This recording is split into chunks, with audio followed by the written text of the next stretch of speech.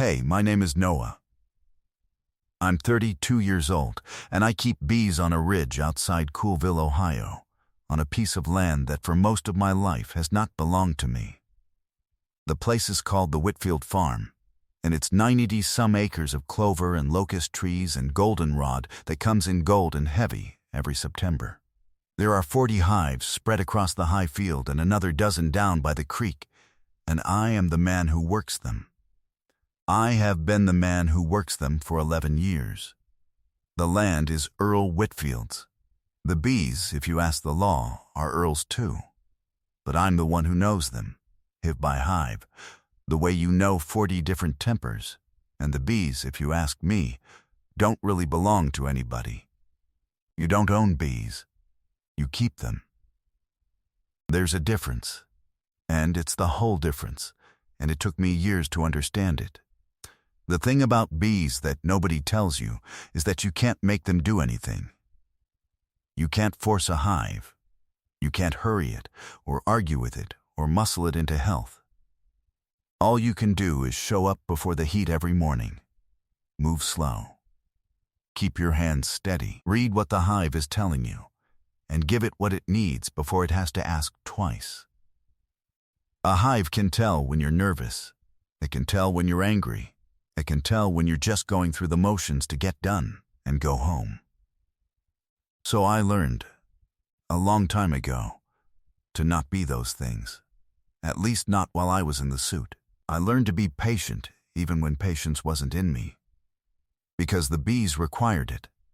And somewhere along the way, the patience stopped being something I put on with the veil and started being something I just was. My days don't change much. I'm up before light. I drink coffee on the step of the trailer at the bottom of the property, watching the field go from gray to green. I suit up and walk the rows and lift the lids and check the brood and look for the things you look for. A laying queen, eggs standing up straight in the cells like she should be making them. No sign of mite or mold or robbing. I tend the honey house in the afternoon, spin the frames, jar what's ready, fix the supers the mice get into over winter. On Saturdays, I drive the good honey down to the market in Athens and sell it to people who think a ridge an hour away is the far edge of the world. Then I drive back. I eat whatever's in the trailer. I sit on the step again as the field goes from green to gray, and the phone doesn't light up much after dark. And I tell myself the bees are company, which is the kind of thing a man says when he's made his peace with a quiet he never exactly chose. I came to Earl Whitfield when I was 19 with a duffel bag, a bad couple of years behind me, and a piece of paper from the county that meant no one was going to hire me for anything that mattered. I'd aged out of a system that had never once felt like it was holding me, just storing me. And I'd done a few things I'm not going to lay out here, except to say they were the things a kid does when he's figured out that nobody's coming, and he might as well prove them right. Earl put a help wanted card in the window of the feed store, and I was the only one desperate enough to drive up a gravel road to a bee farm run by a man everybody in town called Difficult. And Earl looked at me for a long time on his porch, and then looked at the paper from the county that I'd made myself hand him because I was tired of lying, and he said, "I don't care what a man's done. I care what he does at 5:30 in the morning when nobody's watching to make him." Then he handed me a veil and told me to follow him up to the high field, and that was the interview, and I never left. He taught me everything. He taught me bees, and he taught me, without ever once saying so, how to be a person who shows up. He was the closest thing to a father I'd had, and I want to be careful saying that, because I'm aware it's the kind of thing that sounds bigger than the man would have allowed. Earl wasn't warm, he was just steady. And steady was the thing I'd never had, and it turned out steady was the thing I'd been starving for. I worked his bees for 11 years, and I lived in the trailer at the bottom of the hill, and I never once asked him for more than the work. And he never once gave me less than the truth. And that was a fair trade, and I'd have made it forever. I should tell you the other thing I know about bees, because it matters more than the rest. When a hive loses its queen, when she dies or fails, or you have to take her because she's gone bad, the whole colony falls into a kind of grief. You can hear it. There's a sound a queenless hive makes, a high, lost, roaring sort of sound, and the workers wander, and the comb goes neglected, and if you do nothing, the whole thing dies. Because a hive, without a queen, has no future, just a present that's running out. And you can give them a new queen. You can. But you can't just drop her in. If you open the lid and set a strange queen down on the comb, the colony will ball her. They'll swarm over her in a fist of bodies and crush her and sting her to death. Because she's not theirs. She wasn't chosen. She was just put there. So what you do is you cage her. You put the new queen in a little screened cage with a plug of candy at the end, and you set the cage down in the middle of the hive, and you wait. And the workers crawl all over the screen, and they get used to her smell. And over a few days they eat through the candy from one side, while she eats through it from the other. And by the time the cage opens, enough time has passed that the hive no longer knows the difference between a queen it was given and a queen it chose. It just knows she's theirs. A given queen can become a chosen queen. That's the whole trick of it. But only if you give the hive time, and only if you don't force the lid. I didn't know, that first morning in late August when Earl couldn't get up to do the rounds, that I was about to learn that trick all over again, on myself. He'd been getting slower for a year, but slow is a thing a stubborn man can hide for a long time.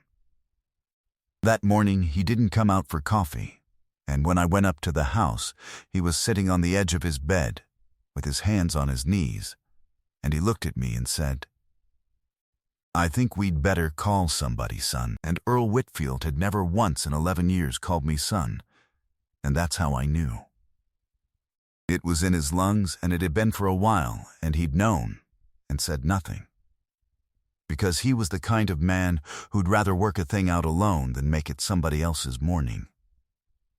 The doctor in Athens gave him a number of weeks that turned out to be too generous, and the day after the doctor, Earl made one phone call that he made from the porch with the door shut so I couldn't hear, and 3 days later a car came up the gravel road, and a woman got out, and that was the first time I ever saw Maggie. She was 29, and she'd been gone 11 years. She'd left for the city the same summer I'd arrived, so that the whole time I'd been becoming the son of the house. There'd been a daughter out there in the world who was the actual blood of the place, and who I'd only ever known as a name Earl didn't say, and a photograph on the mantel of a girl with her father's jaw. She came up the walk with her dark hair coming loose from a knot she'd tied for a long drive and given up on, in a coat that was right for a city and wrong for a farm, and she was carrying nothing. Which I understood later meant she hadn't planned to stay. Her eyes were dry and red at the rims, the specific look of a person who has done all their crying alone in a car on the interstate and has decided they're finished, and she stopped at the bottom of the porch steps and looked up at the house she'd grown up in like it might fall on her. And then she looked at me, the strange man standing in her father's yard in her father's place, and neither of us knew what to say. "You must be the beekeeper," she finally said. "Noah," I said. "He talks about you." She said it flatly, and I couldn't tell if it was a wound or a fact, and it took me a long time to learn that with Maggie they were often the same thing. "He talks about you like you're his." I didn't have anything to say to that, because there was nothing to say to it that wouldn't take more from her than I had a right to. So I picked up the bag she'd left in the car without asking, and I carried it inside, and that was the first thing I ever did for Maggie Whitfield. I carried a bag she hadn't decided to keep. The weeks Earl had left went faster than weeks should. Maggie stayed, though she kept threatening not to. The way you threaten a thing you've already given up arguing about. She and her father had a wall between them 11 years thick, and I won't pretend I understood the whole of it then. But I could see the shape of it. Two stubborn people who'd each been waiting for the other to apologize for so long that the apology had stopped being possible and turned into just the wall itself. They were careful with each other. They were polite. It was the worst thing I've ever watched. Two people who loved each other being polite because they'd forgotten the way back to anything else, with the clock running out on the porch the whole time. I kept the bees. That was the one thing I knew how to do that helped. I kept the place running so that Earl didn't have to spend any of his remaining mornings worrying about the goldenrod flow. And one afternoon near the end he asked me to wheel him out to the high field in the chair, and we sat there among the hives in the September light, and he watched the bees work the clover for a long time without talking. Then he said, "You'll keep them right." It wasn't a question. Whatever happens with all the rest of it, you'll keep them right. "I'll keep them right," I said. "I know you will." He was quiet again. Then he said, "I never told you did good. I'm not the kind that says it. But you did. You came up here a mess, and you turned into the best beekeeper I ever knew, and I had no business getting that lucky this late." He patted the arm of the chair, which was as close as Earl came to patting a person. "Take me back. The wind's turning." He died 11 days later, in the house, with Maggie holding one of his hands, and me standing in the doorway not knowing if I had the right to come any closer, and at the very end he said something to her that I didn't hear. His lips moving against her ear while she leaned down, and she went very still, and then he was gone. I didn't know what he'd said. I want you to understand that I didn't know, that I wouldn't know for almost a year, because everything that came after came from a thing I couldn't hear from the doorway. The farm was supposed to go to Maggie. It said so in the will, plain as Earl said everything. What the will didn't say, what Earl had kept to himself the way he kept his lungs to himself, was that there was a loan against the land. A note he'd taken out 3 years back to replace the truck and the extractor and to cover a bad honey year, with a balloon payment due that none of us had the money to make. Earl had been planning to pay it down out of the next 2 good seasons. Earl had not planned to die. And so, within a week of the funeral, there was a letter from the bank, and there was a date on the letter, and on the other side of that date was a man named Curtis. Curtis was Earl's sister's boy, Maggie's cousin. A man about my age who'd left the county young and come back at exactly this moment in a German car and a quarter zip, doing something in commercial real estate 2 counties over that he described in words designed to keep you from understanding it. He came up the gravel road the way men like that come up roads, like the road was lucky to have him, and he sat at Earl's kitchen table, and he was so sorry for our loss, and then he was, within about 4 minutes, explaining that the kindest thing, the only responsible thing, was to let the land go. He had a buyer. He always had a buyer. The buyer wanted the ridge for a development, lots with views, and the number Curtis floated would clear the note and leave Maggie something to start over with in the city where she belonged. And didn't she belong in the city? And what was she going to do? Keep bees? He looked at me when he said it. He'd looked at me exactly once since he walked in, the look you give the help, and he said, "Keep bees," the way you'd say, "keep house cats." And then he looked back at Maggie like the matter was settled, and he was being generous about the timing. After he left, Maggie stood at the window watching his car go down the hill. And she said, very quietly, "He's been after this land since we were kids. He used to tell me it'd be his someday." She turned around. "My father would burn it before he let Curtis put houses on it." "Your father's not here to burn it," I said. I wasn't trying to be cruel. I was trying to be the thing Earl had been, which was honest at the moment honesty was least welcome. The note's real, Maggie. The date's real. If we can't pay it, the bank takes it, and then it doesn't matter what anybody wants. She was quiet for a long time. And then she said the thing that changed both our lives, and she said it looking out the window and not at me, in a flat, steady voice that I now know cost her everything to keep flat. "There's a way to buy time," she said. "The note can be refinanced if there's a stable household on the deed, 2 incomes, a real residence, somebody the bank can look at and believe is going to keep the place running. A married couple living on the land." I called and asked. They as much as said it. She turned around. She made herself look at me. "I'm not asking you to feel anything. I'm asking you to sign something. We get married. On paper, you stay on the deed as my husband and the beekeeper this place can't run without. The bank refinances because it stops looking like a single woman who's about to fail, and the farm survives long enough to pay the note down out of the honey. Separate rooms. You can walk away the day the note clears. I'll put it in writing if you want it in writing." Her jaw was set exactly like the photo on the mantel. "It's a contract, Noah. That's all I'm offering, and that's all I'm asking. You'd be doing it for the bees and the man who gave them to you, not for me." I almost said no. I want to be honest about that, because the almost is the whole of who I was at that point.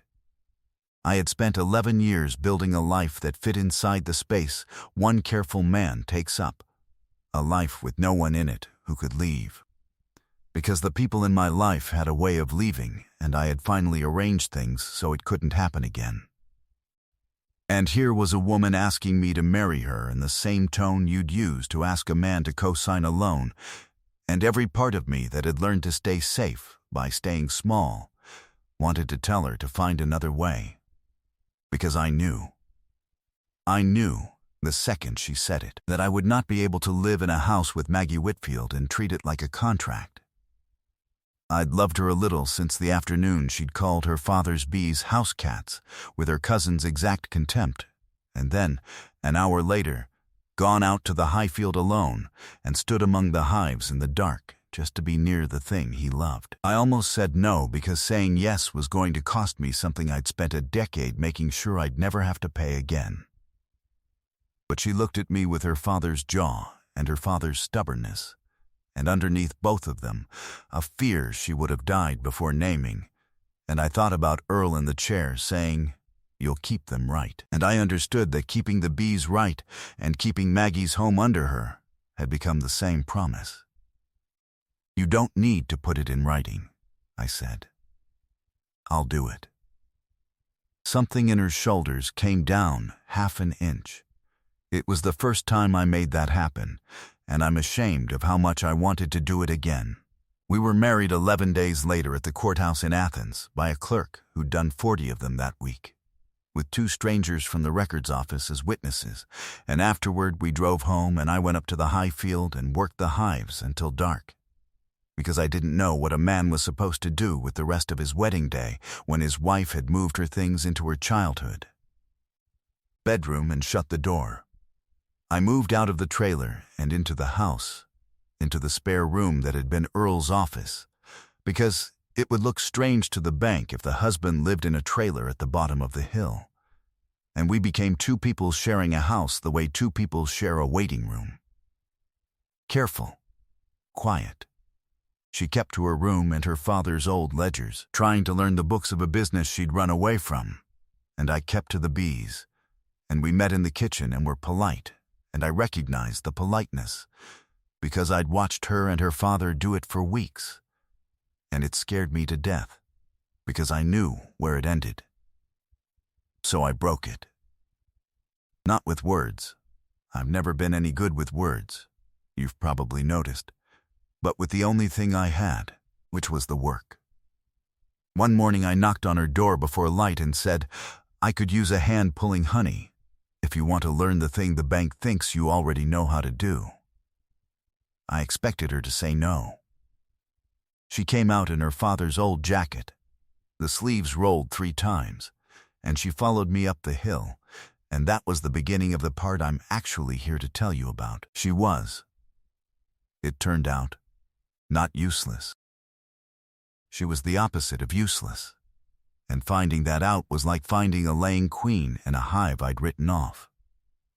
The city had sanded the farm off the surface of her, but underneath it she was Earl Whitfield's daughter, and she remembered more than she let on. She remembered to approach a hive from the side and not the front. She remembered that you worked the smoker cool and slow. She remembered when a frame came up heavy and dripping, and I told her it was a good one, exactly how to hold it level so the comb didn't fold. The 3rd day, a hive down by the creek went hot on us. They do that, sometimes, for no reason a person can name, and the air went loud and angry, and I started to tell her to back off and walk away, and she'd already done the right thing. Gone still. Dropped her hands. Let them settle. The way you can only do if some old part of you learned it before you were old enough to be afraid. She stood there in a cloud of furious bees and didn't flinch, and when it passed, she looked at me through the veil and laughed. A real one, surprised out of her, the first I'd heard. And she said, "I forgot I knew how to do that." "You didn't forget," I said. "It just went quiet for a while." She looked at me a beat too long through the mesh. Then she went back to the frame. We worked side by side every morning after that. There's not much to working bees together that I could make sound like anything. You lift, you check, you smoke, you set down, you move to the next, you say good one and easy, and she's laying, and not much else for hours at a stretch. But there's a thing that happens between 2 people who do quiet physical work in the same space for long enough, and I don't have a better word for it than trust. The kind that gets built one wordless handoff at a time. A hive tool passed without looking, a frame steadied from the other end before you have to ask. We ate lunch on the tailgate of the truck. We ate dinner at the kitchen table, and the politeness wore off the edges of it the way river rock wears smooth, and one evening I realized we'd been talking for 2 hours about nothing. The goldenrod flow, a customer at the market, a TV show she liked that I'd never seen, and that the house had stopped sounding like a waiting room. She gave the bees back their names. That's a small thing, but it's the thing I think about. Earl had named his hives, every one, not officially, just in the way he talked about them. The mean one by the gate, the lazy girls under the locust, the one that swarmed on the 4th. I'd kept the names going because it was his way, and his way was the only one I trusted. And one morning Maggie pointed at a hive and said, "That's Gladys. She always was a drama queen." And I stopped with a frame in my hands because I'd never told her the names. She just knew them. They'd been in her since before I existed. And I understood that I was not the keeper of this place's memory after all. I was just the one who'd been holding it for her until she came back to take it up. The thing she'd been carrying came out on a night in October, on the porch, after a hard day. We'd lost a hive, found it dead, the whole colony, a thing that happens and that you never get used to, the silence where there should be sound. It had been one of the strong ones, and there was no good reason, and I'd taken it harder than I let on, and Maggie had seen me take it hard, because by then she could read me the way I'd taught her to read a hive.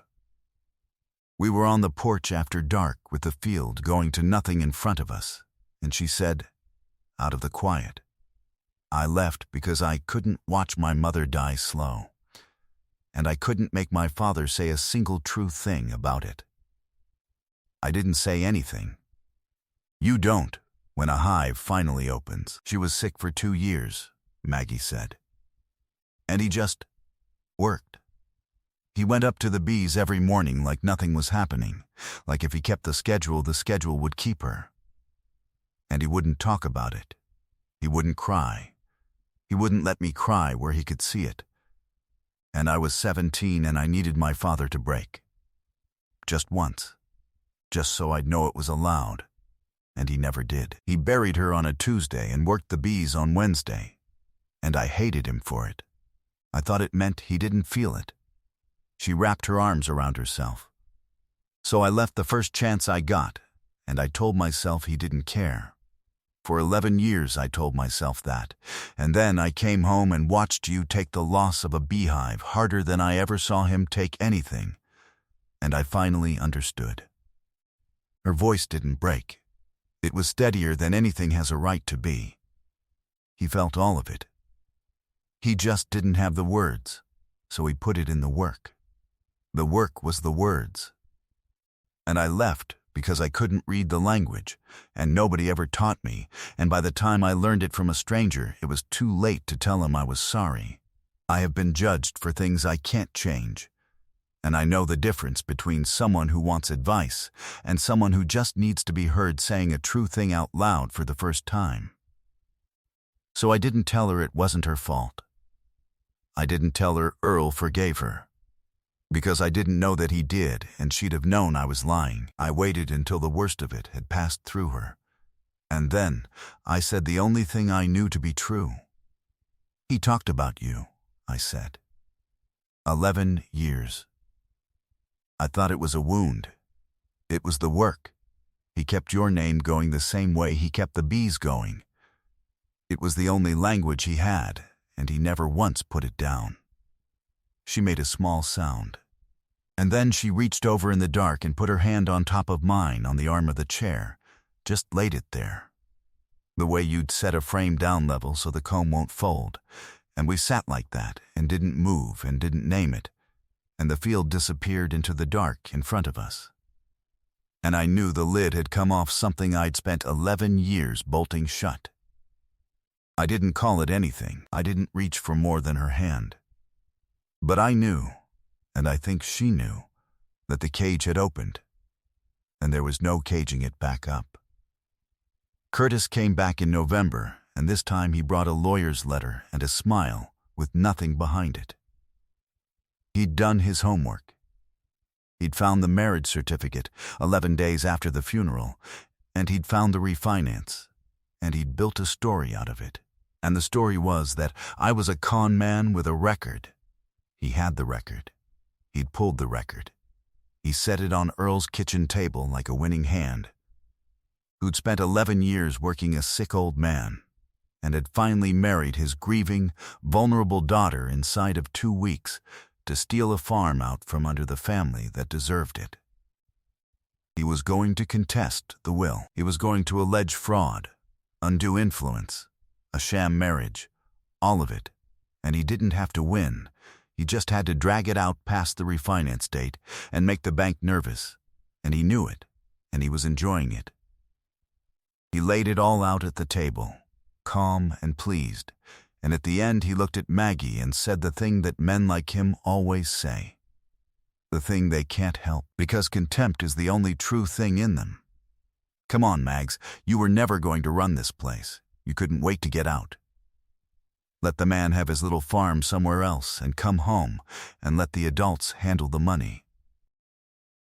And I felt the old thing rise up in me, the thing from before Earl, the thing that used to solve problems with my hands, and I put it down.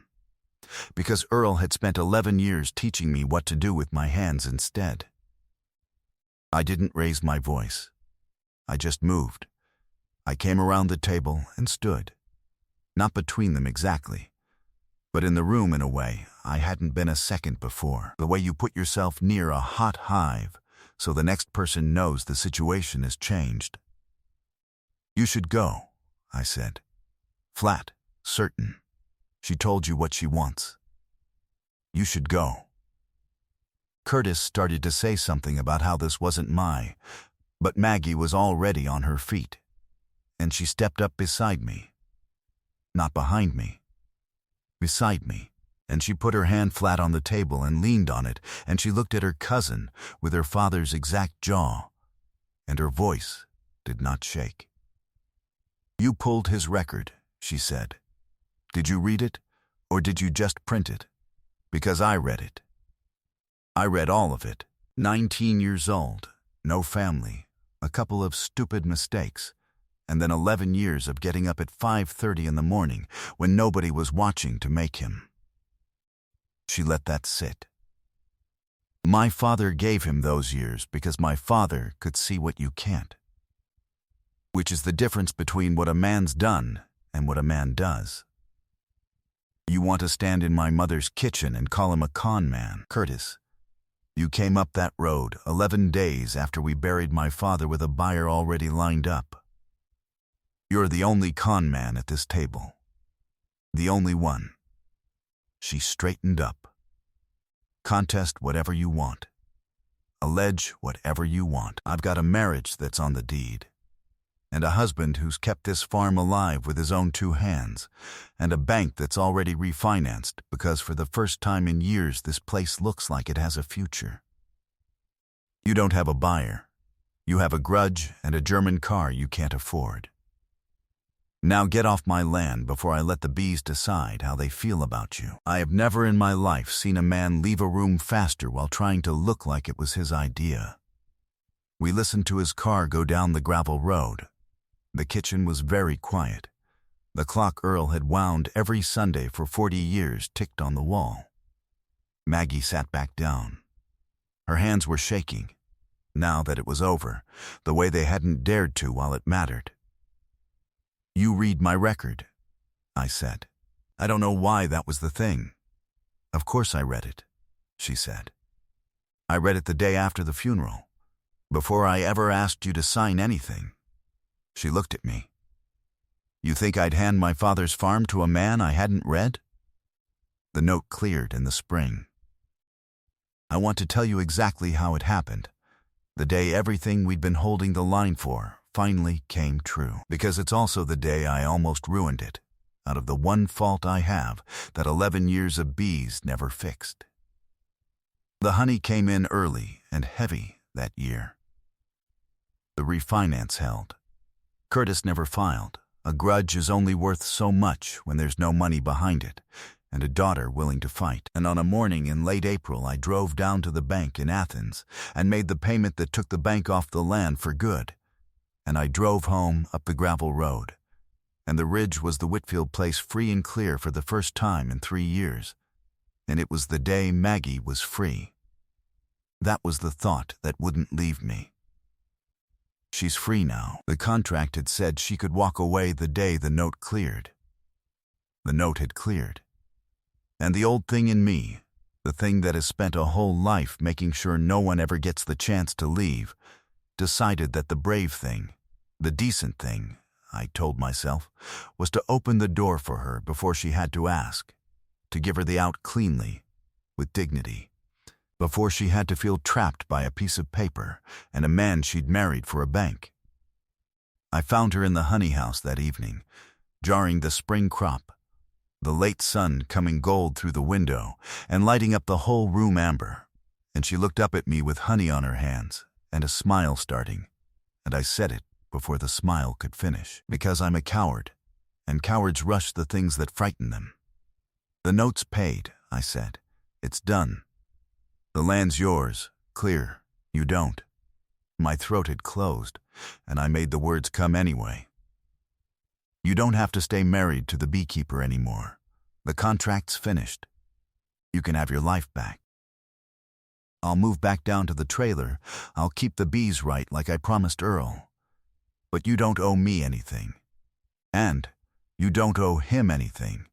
And I'm not going to be the thing that keeps you on a ridge you couldn't wait to leave.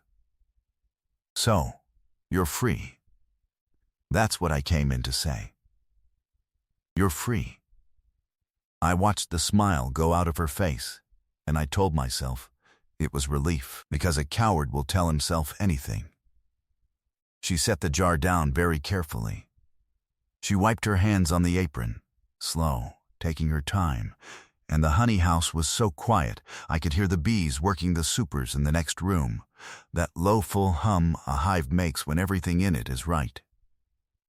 And then she came across the room and stood close to me, closer than the contract had ever let us stand, and she looked up at me, and she dropped her voice down to almost nothing, the way you do when you're about to say the truest thing you own and you're not sure you'll survive saying it out loud. "My father told me to marry you," she whispered. I didn't understand at first. I think she saw that I didn't. The last thing he said. "In the house." You were in the doorway. Her eyes were wet now, finally. The tears she'd refused for 11 years in 3 counties and a whole dying. He pulled me down and he said, "Marry Noah." He doesn't have the words, but he's got the work. And the work is everything I never knew how to say to you and your mother. He'll keep you right. Marry him, Maggie, and don't tell him I said so. Because he'll think you only did it because I asked. She laughed, and it came out broken. And I almost didn't. I was so angry. I'd just lost him, and the last thing he did was try to arrange me, like I was a hive he was requeening, like I couldn't be trusted to know my own. She stopped. She steadied. But then I came back here, and I read your record, and I watched you keep his bees alive, and I watched you grieve a colony, and I learned the language he never taught me, from you. And by the time I asked you to sign that paper, I wasn't doing it because he told me to. I'd stopped doing it for him weeks before. I married you because by then I'd figured out my whole life, what my father knew in 5 seconds on his deathbed. Her hand came up and pressed flat against my chest over the thing in there that had been caged for 32 years. "So don't you stand in my mother's honey house and tell me I'm free, like staying with you is some sentence the bank handed down. I'm not staying because I have to. I never was. He didn't trap me into you. He just saw you first.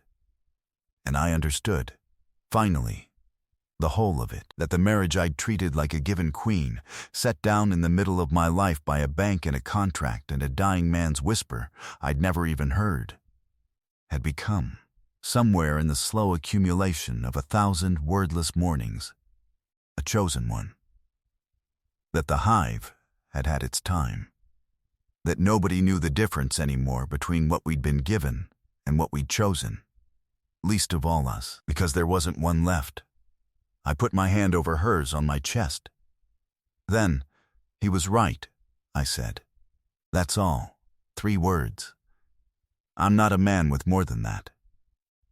But she knew what was inside them, the way she'd learned to read everything I couldn't say, and she leaned up and she kissed me, in the gold light with honey still on her hands. And it tasted like the spring crop and like 11 years I'd spent making sure this could never happen to me, and I let it happen to me anyway, finally, all of it. With the bees humming full, and right in the next room, and the lid off the last thing I had left to keep shut. "You really are slow," she said against my mouth. He warned me about that part, too. That was a little over a year ago. The Whitfield place is the Whitfield place still. We kept the name. Some things you don't change just because you could. The note's gone, and it's not coming back. We're up to 56 hives now. With a dozen new ones, Maggie started herself down past the creek, and she runs the books that used to terrify her, and runs them better than Earl ever did. And she still tells me when I'm being slow, which is most days, about most things. I moved my few belongings out of the spare room that had been Earl's office. I never did move back down to the trailer. She came back to the bees all the way. People who knew her father stopped me at the market in Athens to say it's like Earl walking the rows again. The way she moves, the side approach, the cool, slow smoke, the way she talks to a hot hive low until it settles. She started keeping a little notebook of the names, Gladys and the lazy girls under the locust and the mean one by the gate, writing them down so they won't go quiet again the way they almost did, so that whoever comes after us will know that these 40-some tempers had been known by name for 3 generations and counting. There's a thing she does every spring now that I can't get through without having to look away and find something to do with my hands. When the first warm day comes and the bees take their cleansing flights and the whole field fills with them, she walks up to the high field where Earl used to sit in the chair, and she stands among the hives a while, and she tells him how it's going. Out loud.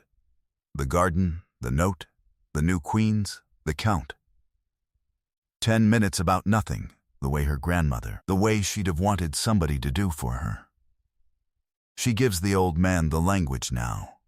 She learned to read it just in time to start speaking it back, and the bees work around her like she's part of the field. Which she is. Which she always was. There's a notebook on the kitchen table, and 2 coffee cups by the percolator instead of 1, and a veil hung on the second hook by the door that hadn't been used in 11 years. Nothing about it is dramatic.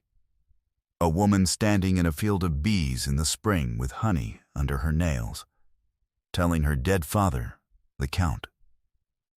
That's the whole of it. That's the thing I'd have told you 11 years ago that men like me don't get.